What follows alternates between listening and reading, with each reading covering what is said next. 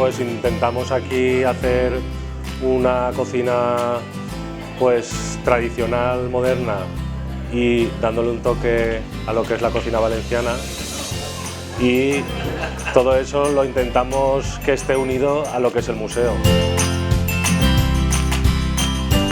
Bueno, pues aquí el menú del día lo que tenemos siempre son 3 entrantes en los cuales intentamos sorprender un poco al cliente y luego damos a elección el plato principal.